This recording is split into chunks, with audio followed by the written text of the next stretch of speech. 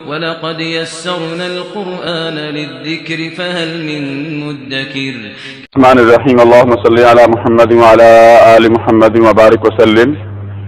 تفسیر القرآن میں آج انشاءاللہ العزیز ہم نیا سبق پڑھیں گے۔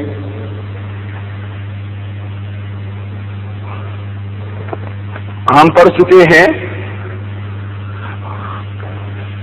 کہ وہ فعل جو کسی ایسے کام کے لیے استعمال ہو رہا ہو جو ہو چکا ہے، اس فعل کو عربی زبان کی گرامر کی اصطلاح میں کیا کہتے ہیں؟ فعل ماضی۔ ایک شخص اٹھا چلا گیا، وہ کام کر چکا ہے، اس کے لیے ہم کیا کہیں گے؟ ذہابہ۔ کسی نے دروازہ کھولا، اندر آ گیا، وہ کام کر چکا ہے، ہم کیا کہیں گے؟ دخلا۔ کوئی شخص بیٹھ چکا ہے، ہم کیا کہیں گے؟ جلسہ۔ تو وہ فعل یا کہہ لیجئے وہ لفظ جو کسی ایسے کام کے لیے استعمال ہو رہا ہو جو کام ہو چکا ہے، اس کو کیا کہتے ہیں؟ فعل ماضی۔ اب یا تو کام ہو چکا ہوگا، یا ہو رہا ہوگا، یا کچھ دیر بعد ہونے والا ہوگا۔ تین ہی صورتیں ہو سکتی ہیں، چوتھی تو کوئی نہیں۔ یا ہو چکا ہوگا، یا ہو رہا ہوگا، یا کچھ دیر بعد ہونے والا ہوگا۔ اسی کو کہتے ہیں زمانہ۔ کچھ زمانہ گزر چکا ہے، ابھی کچھ گزر رہا ہے، کچھ لمحات گزر رہے ہیں، اور کچھ ابھی آنے والے ہیں۔ تو زمانہ کتنے حصوں میں منقسم ہے؟ تین حصوں میں۔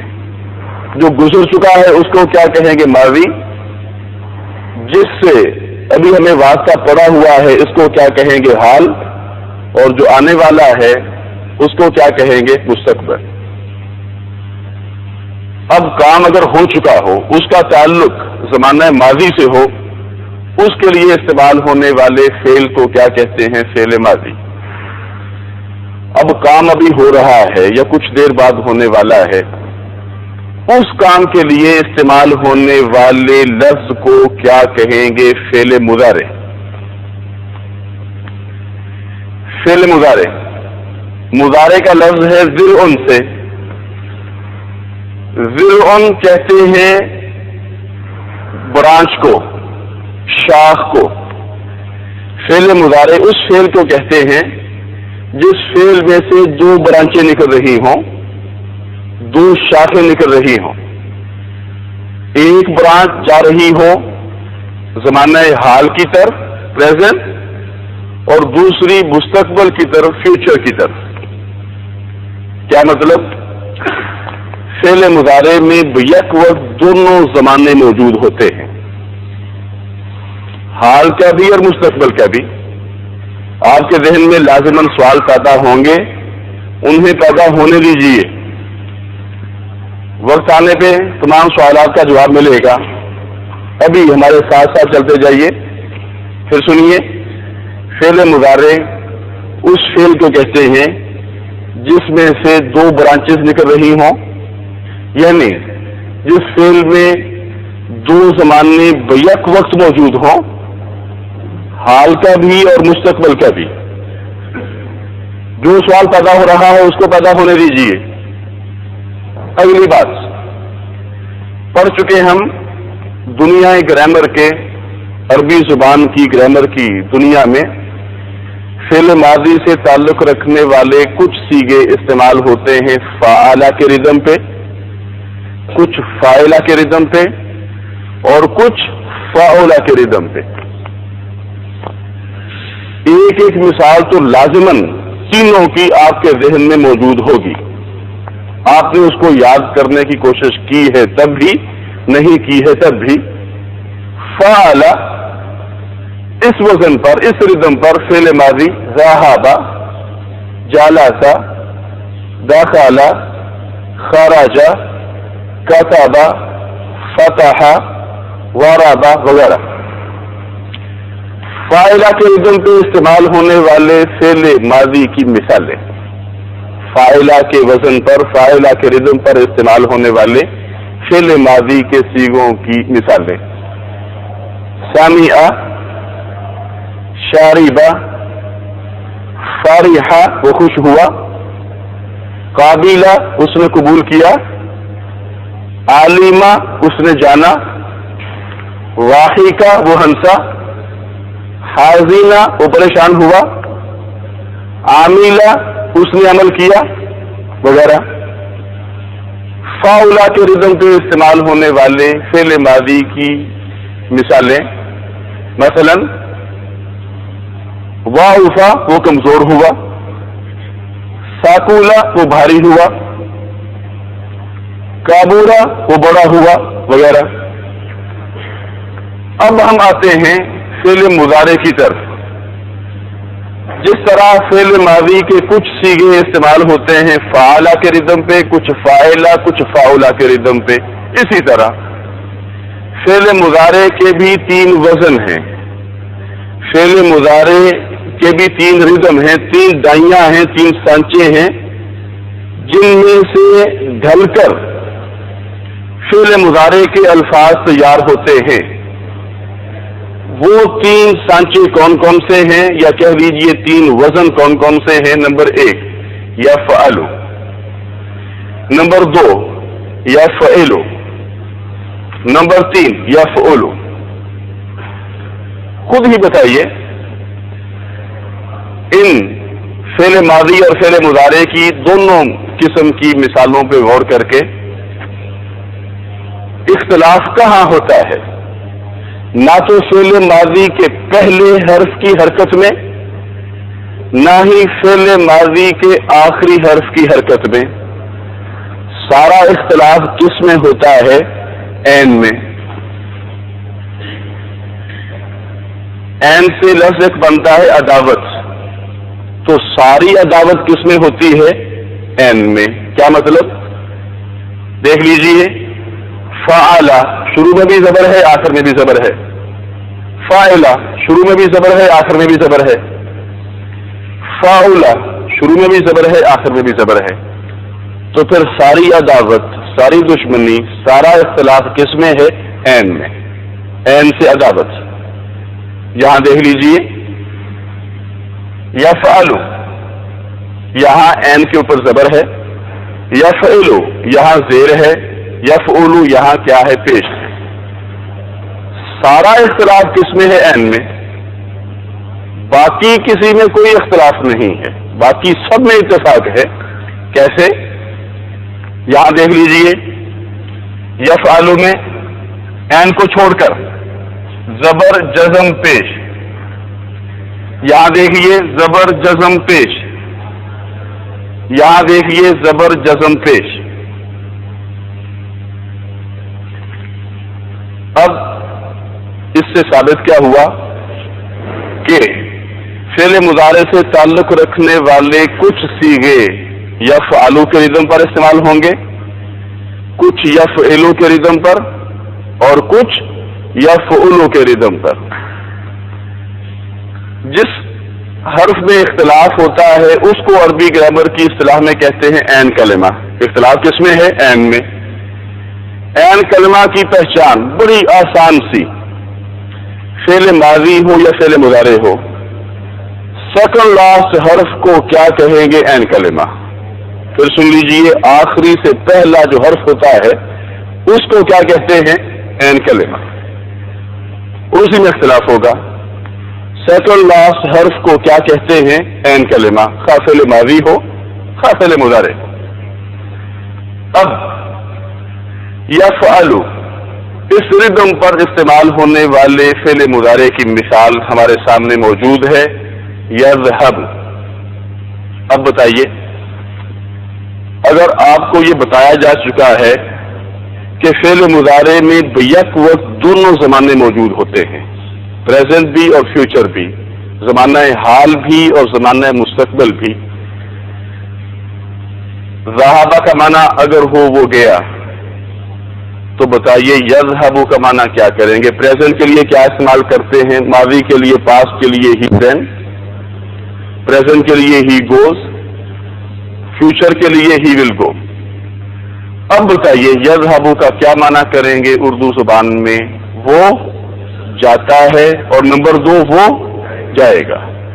آپ کے ذہن میں لازماً سوال پیدا ہوگا کہ ہمیں کیسے پتا چلے گا کہ ہم نے کون سا معنی کرنا ہے، کون سا ترجمہ کرنا ہے، حال والا یا مستقبل والا؟ یذهب کا معنی ہم نے وہ جاتا ہے کرنا ہے یا وہ جائے گا؟ اس سوال کو اپنے ذہن میں محفوظ رکھیے، پیدا ہونے دیجیے۔ اپنی باری پہ یہ سوال حل ہوگا۔ ابھی ہم نے کہا سردست اس کو محفوظ رکھیے۔ یضرب، ضربہ کا معنی اگر ہو اس نے مارا تو یضرب کا معنی کیا ہوگا؟ وہ مارتا ہے، وہ مارے گا۔ ینصر کا معنی کیا ہوگا؟ وہ مدد کرتا ہے، وہ مدد کرے گا۔ دونوں معنی ہیں بیک وقت اس ایک فعل کے۔ دونوں معنوں میں سے ہم نے کیسے تعین کرنا ہے کہ کون سا معنی یہاں مراد لیا جا رہا ہے؟ اس سوال کو اپنے ذہن میں سر دست محفوظ رکھیے۔ ساری بحث کا خلاصہ کیا ہے کہ فعل مضارع سے تعلق رکھنے والے لفظ کے سیکنڈ لاسٹ حرف پہ، یا کہہ لیجئے عین کلمہ پہ، کبھی زبر آ رہی ہوتی ہے، کبھی زیر، کبھی پیش۔ اب ظاہر ہے اب ہم نے تو زبریں زیریں نہیں لگانی، زبریں زیریں لگ چکی، ہم نے صرف فالو کرنا ہے۔ ہم نے پہلے بھی کہا تھا اگر کسی کے ذہن میں یہ غلط فہمی ہے کہ اس نے زبان بنانی ہے، خود بنانی ہے، تو پھر وہ اس غلط فہمی کو اپنے ذہن سے نکال دے۔ ہم نے زبان بنانی نہیں ہے کہ ہم پریشان ہو جائیں۔ ہمیں کیا پتا کہ یہاں سیکنڈ لاسٹ حرف پہ زبر استعمال ہوگی یا زیر یا پیش؟ جو حرکت موجود ہوگی آپ اس کو فالو کر لیجئے۔ یذهب لکھا ہوا ہے، آپ پڑھ لیجئے یذهب۔ اگر یذهب لکھا ہوتا تو ہمیں کیا تکلیف تھی، ہم یذهب پڑھ لیتے۔ یذهب لکھا ہوتا ہمیں کیا اعتراض تھا، ہم یذهب پڑھ لیتے۔ جو حرکت ہے ہم نے اسی کو فالو کرنا ہے۔ لفظ دروازہ ہے، ہم نے دروازہ ہی کہنا ہے، دروازہ یا دروازہ ہم نہیں کہیں گے، اور نہ ہی ہمیں اس لفظ کو تبدیل کرنے کا حق اور اختیار ہے۔ پہلے بھی ہم نے کہا تھا اگر ہم اس وقت موجود ہوتے جب زبان بن رہی تھی تو ہم اپنی رائے دینے کا حق رکھتے تھے۔ اب نہ حق رائے دینے کا اختیار رکھتے ہیں، نہ ہی اس میں تبدیلی کرنے کا۔ یذهب یذهب ہی استعمال ہوگا، اس کو آپ یذهب یا یذهب نہیں پڑھ سکتے ہیں۔ یضرب ہی استعمال ہوگا، یضرب یا یضرب نہیں۔ ینصر ہی استعمال ہوگا، ینصر یا ینصر نہیں۔ مدد کرتا ہے، اس کو مدد کرتا ہے یا مدد کرتا ہے نہیں پڑھا جا سکتا۔ فلاں شخص پیتا ہے مثال کے طور پہ، اس کو پیتا ہے نہیں پڑھا جا سکتا۔ تو جو لفظ ہوگا ہم نے اسی کو فالو کرنا ہے۔ بہرحال فعل مضارع سے تعلق رکھنے اس کو آپ یذهب یا یذهب نہیں کر سکتے ہیں۔ یضرب یہ استعمال ہوگا، یضرب یا یضرب نہیں۔ ینصر یہ استعمال ہوگا، ینصر یا ینصر نہیں۔ مدد کرتا ہے، اس کو مدد کرتا ہے یا مدد کرتا ہے نہیں پڑھا جا سکتا۔ فلاں شخص پیتا ہے مثال کے طور پہ، اس کو پیسہ ہے نہیں پڑھا جا سکتا۔ تو جو لفظ ہوگا ہم نے اسی کو فالو کرنا ہے۔ بہرحال فعل مضارع سے تعلق رکھنے والے کچھ صیغوں میں سیکنڈ لاسٹ حرف پہ زبر ہوگی، یا کہہ لیجئے عین کلمہ پہ زبر ہوگی، کچھ میں زیر اور کچھ میں پیش۔ اب اگلی بات، اب یفعل یفعل یفعل یہ تینوں ڈائیاں کس کی ہیں؟ فعل مضارع کے پہلے صیغے کی، فرسٹ پرسن کی۔ فرسٹ پرسن کس کو کہتے ہیں عربی زبان کی گرامر میں؟ غائب کو، ایبسنٹ کو۔ جس سے بات ہو رہی ہو اس کو سیکنڈ پرسن، اور اپنے آپ کو کیا کہتے ہیں تھرڈ پرسن، اپنے آپ کو اخیر میں رکھتے ہیں، دوسروں کو ترجیح دیتے ہیں. اب یہ فرسٹ پرسن ہے، چنانچہ اس کا معنی کیا کریں گے؟ یذهب کا وہ جاتا ہے. اگر کہنا ہو تو جاتا ہے، میں جاتا ہوں، ہم جاتے ہیں، پھر کیا کہیں گے؟ اس کے لیے یہ جو ہمارے سامنے ایک چارٹ سا بنا ہوا ہے اس کو سامنے رکھیے. وہ فعل مضارع جو یا سے شروع ہو رہا ہو اس میں معنی پیدا ہو رہا ہوتا ہے وہ کا. جو فعل مضارع تا سے شروع ہو رہا ہو اس میں معنی پیدا ہو رہا ہوتا ہے تو یا تم کا. جو فعل مضارع آ سے شروع ہو رہا ہو اس میں معنی پیدا ہو رہا ہوتا ہے انا کا. جو فعل مضارع نون زبر نا سے شروع ہو رہا ہو اس میں معنی پیدا ہو رہا ہوتا ہے نحنو کا. نحنو یعنی ہم کا. اب بتائیے یذهب کا معنی اگر ہو وہ جاتا ہے یا وہ جائے گا تو تذهب کا معنی کیا کریں گے؟ تو جاتا ہے یا جائے گا. اذهب کا معنی کیا کریں گے؟ میں جاتا ہوں یا جاؤں گا. نذهب کا معنی کیا کریں گے؟ ہم جاتے ہیں یا جائیں گے. بتائیے اگر کسی نے کہنا ہو اللہ میں تجھ سے جنت کا سوال کرتا ہوں، جنت مانگتا ہوں، تو وہ کیا کہے گا؟ نہ یسألو نہ تسألو، کیا کہے گا وہ؟ اسألو. اللہم اسألک الجنت. اگر کوئی آپ میں سے امامت کرا رہے ہوں، آپ میں سے کوئی صاحب امامت کرا رہے ہوں اور وہ مقتدیوں کو بھی ساتھ شریک کرنا چاہتے ہو دعا میں، تو بتائیے وہ کیا کہیں گے؟ اسألو کی بجائے نسألو. لیکن ہمارے ہاں عموماً یہ ہوتا ہے کہ امام صاحب نے جس طرح ایک دعا یاد کی بس اسی طرح پڑھتے رہے. مقتدیوں کو شامل کرنا ہو تو اسألو کی بجائے کیا کہیے؟ نسألو. اسألو کا علما نافعا وعملا متقبلا ورزقا طیبا کی بجائے امام صاحب کو کیا کہنا چاہیے؟ نسألو کا، تاکہ باقی بھی شامل ہو جائیں. ازراح تفنن مذاقن ہم یہ بات کہہ رہے ہیں. وہ کسی نے کہا تھا کہ شاید اسی لیے ہماری دعائیں قبول نہیں ہوتی کہ امام صاحب تو اپنے لیے مانگ رہے ہوتے ہیں، ہم خواہ مخواہ امین کہے جا رہے ہوتے ہیں.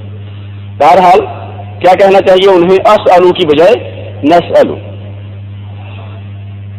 اسی طرح ینصرو کا معنی ہو وہ مدد کرتا ہے، تو بتائیے ننصرو کا معنی کیا ہوگا؟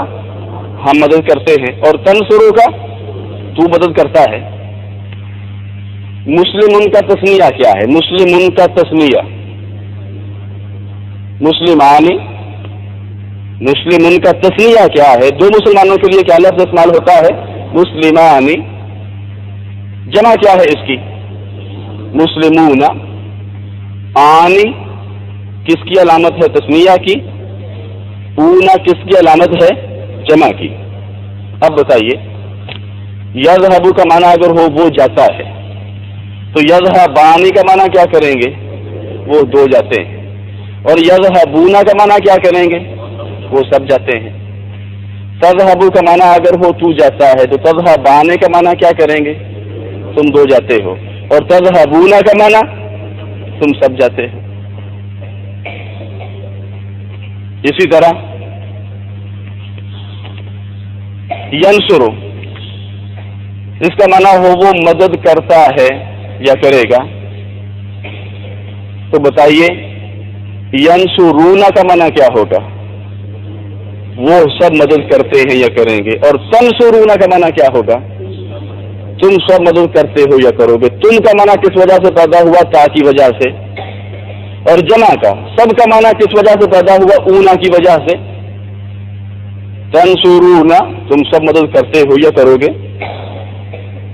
بتائیے تعلم یعلم کا معنی ہو وہ جانتا ہے تو تعلم کا معنی کیا کریں گے؟ تو جانتا ہے. اور اعلم کا معنی کیا کریں گے؟ میں جانتا ہوں. اور لا اعلم کا کیا معنی کریں گے؟ میں نہیں جانتا. دعائے استخارہ کیا ہے؟ اللهم انی استخیرک بعلمک واستقدرک بقدرتک واسألک من فضلک العظیم. آگے کیا ہے؟ فإنک تقدر. اللہ تو قدرت رکھتا ہے ولا اقدر، اور میں کوئی قدرت کوئی طاقت نہیں رکھتا، سب کچھ اللہ تیرے بس میں ہے، میں بالکل بے بس ہوں۔ وتعلم، اور تو جانتا ہے، ولا اعلم، اور میں نہیں جانتا، مجھے کچھ پتا نہیں اللہ جو میں کام کرنے والا ہوں اس میں میرے لیے بہتری کا پہلو ہے یا برائی کا پہلو ہے، اس کا علم صرف تجھے ہی ہے۔ اللہ جو بہتر ہے وہ کام میرے لیے آسان فرما دے۔ حضرت عیسیٰ علیہ السلام کے حوالے سے قرآن پاک میں آتا ہے، وہ کیا کہیں گے؟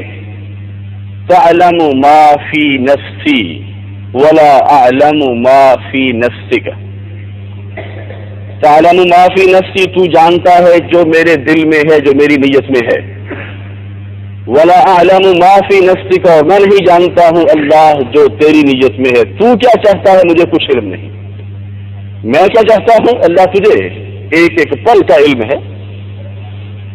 تعلم اعلم، اب بتائیے یعلم کا معنی وہ جانتا ہے، تو یعلمون کا معنی کیا کریں گے؟ وہ سب جانتے ہیں، اور تعلمون کا معنی کیا کریں گے؟ تم سب جانتے ہو۔ اب نکالیے کتاب، آخری بات، ابھی ہم نے کہا تھا کہ ہمیں کیسے پتا چلے گا کہ یہاں ہم نے ترجمہ حال کے معنی کا کرنا ہے یا مستقبل کا؟ یذهب کا معنی وہ جاتا ہے کرنا ہے یا وہ جائے گا کرنا ہے؟ دو جملے ہمارے سامنے لکھے ہوئے ہیں، یذهب خالد الى المدرسة كل يوم، كل يوم ہر روز، ایوری ڈے۔ کل یہ لفظ ہمیشہ مضاف بن کر استعمال ہوتا ہے، اس کے بعد آنے والا اسم مضاف الیہ ہوتا ہے، اسی وجہ سے یومن ہے حالت جر میں۔ بہرحال اس بات کو چھوڑ دیجئے، جو سبق ہم پڑھ رہے ہیں اس پہ اپنی توجہ مرکوز رکھیے۔ یذهب خالد الى المدرسة كل يوم، اس کا ترجمہ ہم کیا کریں گے؟ خالد ہر روز اسکول جاتا ہے۔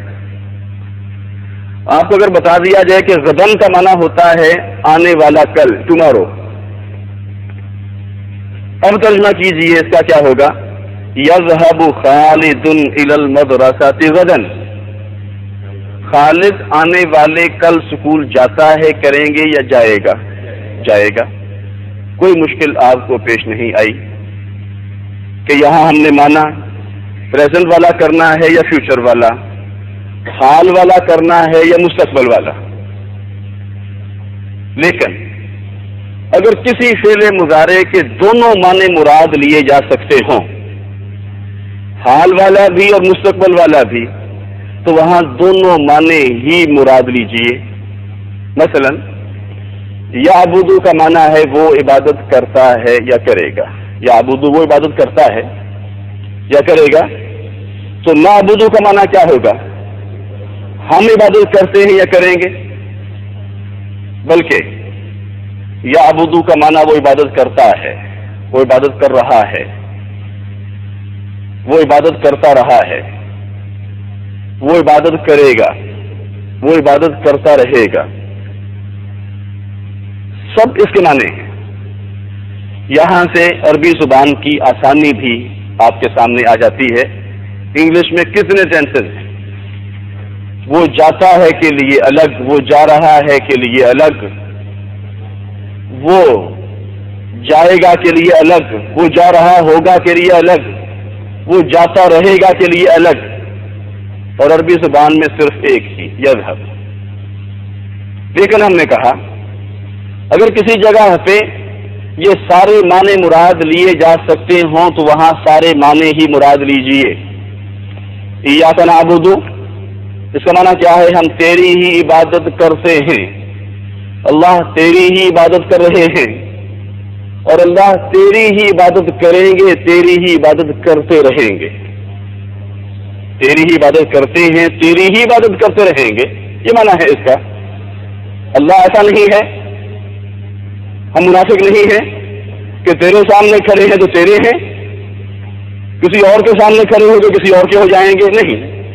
اللہ تیرے سامنے ہی عبودیت کا، بندگی کا، عجز و انکساری کا اظہار کر رہے ہیں، اور تیرے سامنے ہی ساری زندگی عبودیت کا، بندگی کا، عجز و انکساری کا اظہار کرتے رہیں گے۔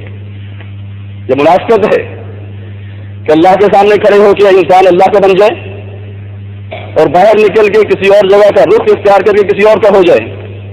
اللہ کو اس قسم کی دوئی، اس قسم کی شراکت، اس قسم کا شیئر پسند نہیں ہے، اور یہی وجہ ہے اس شرک کو اللہ رب العزت نے ناقابل معافی جرم قرار دیا ہے۔ باقی گناہ اللہ رب العزت کو اس گناہ کے مقابلے میں ہلکے محسوس ہوتے ہیں، یہ گناہ پسند نہیں ہے۔ تو کیا معنی ہے ایاک نعبد؟ اللہ ہم تیری ہی عبادت کرتے ہیں، کر رہے ہیں، کریں گے، کرتے رہیں گے۔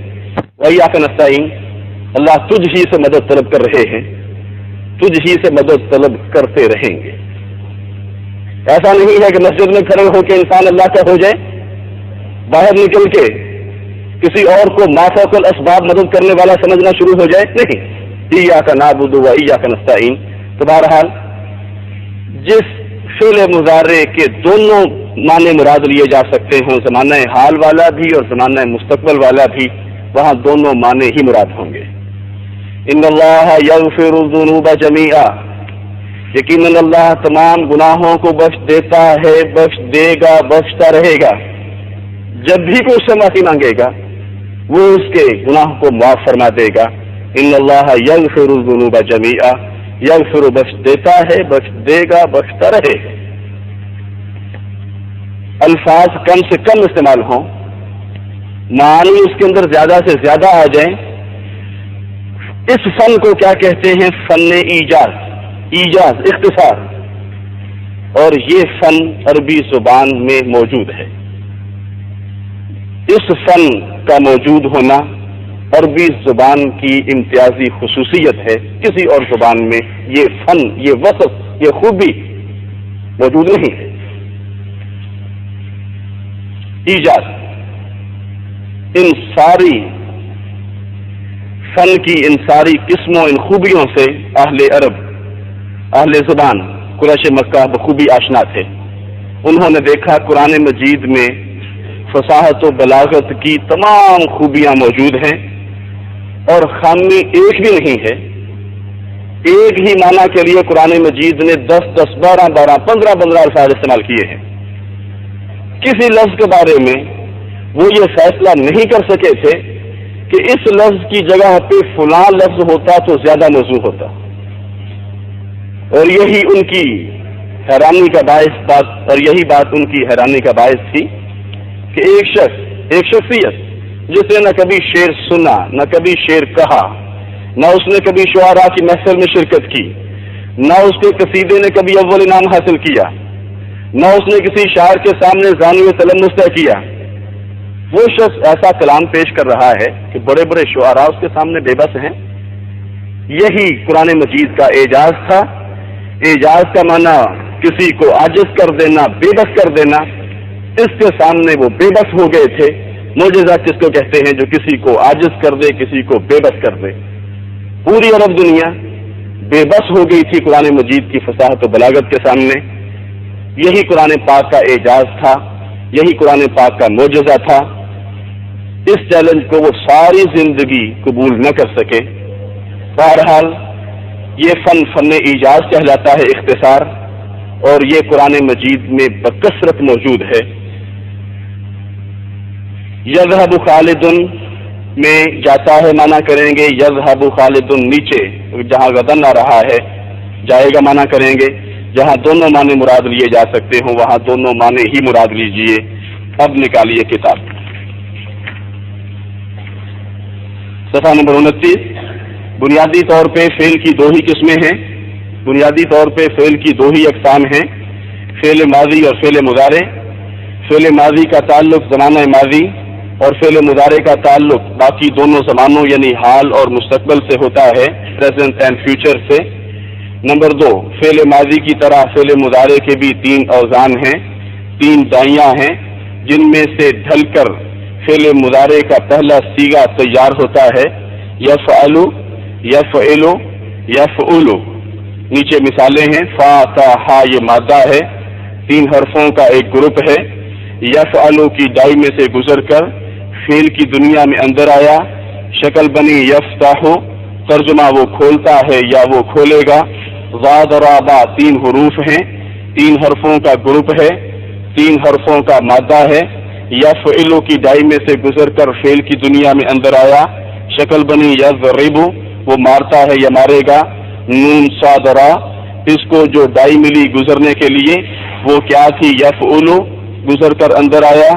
شکل بنی ینصرو, مانا کیا ہوگا؟ وہ مدد کرتا ہے یا کرے گا. نیچے فعل مضارع کی گردان ہے, پورا ٹیبل ہے. صفحہ نمبر 30 پہ بھی پورا ٹیبل ہے فعل مضارع کا. اس گردان میں آپ نے ان الفاظ کو تلاش کرنا ہے جو ریپیٹ ہوئے ہیں. ایک ہی لفظ 2 دفعہ استعمال ہوا ہے, ایک اور لفظ 3 دفعہ استعمال ہوا ہے. ریپیٹیشن کو ڈھونڈیے. کل انشاءاللہ العزیز ہم اس کو زیر بحث لائیں گے. جو لفظ تکرار سے استعمال ہوئے ہیں, ریپیٹیشن سے, ان کی نشاندہی آپ کر لیجئے.